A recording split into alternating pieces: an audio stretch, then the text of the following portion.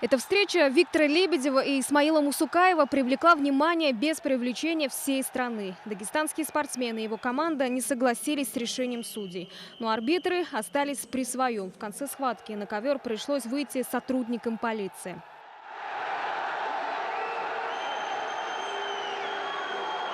А финальная встреча Лебедев-Богомоев завершилась ничьей. Итог – 2 чемпиона. Казусы судейства омрачили первый день соревнований. И в целом впечатление от предолимпийского чемпионата. Таково мнение большинства любителей борьбы. Эксперты ситуацию видят так. Надо признать, что действительно в 2 встречах были судьями допущены грубейшие ошибки. Вопрос в другом, что мы обязаны обеспечить объективный отбор. Объективный отбор.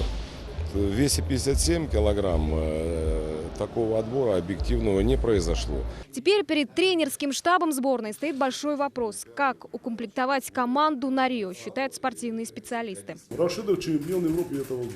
Лебедев двукратный чемпион мира. Джамал Атамсултанов чемпион Олимпийских игр. Богомоев чемпион Европы прошлого года. Да? То есть Мусукаев на международной арене нигде не выступал. Если бы даже он бы выиграл, все равно бы он бы никуда не поехал. Второй день турнира можно назвать компенсацией за грустное начало. В весовой категории до 61 килограмма весь пьедестал заняли хозяева ковра. Студент Северо-Восточного университета Егор Пономарев уверенно выиграл всех оппонентов. На второе место поднялся Виктор Рассадин. Бронзу получили Нюргун Скрябин и Виктор Ефремов.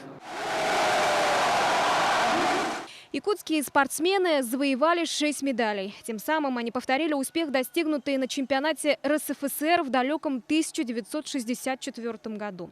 Если еще к этому добавить бронзу Евгения Коломийца, уроженца Нерюнгри, который выступал за Москву, достигнут абсолютный рекорд. Предолимпийский чемпионат в Якутске любители борьбы ждали прежде всего для того, чтобы получить ответы на вопрос, кто поедет на Олимпийские игры в Рио-де-Жанейро. Но, к сожалению, после завершения турнира вопросов больше, чем ответов. В частности, это касается весовой категории до 57 килограммов.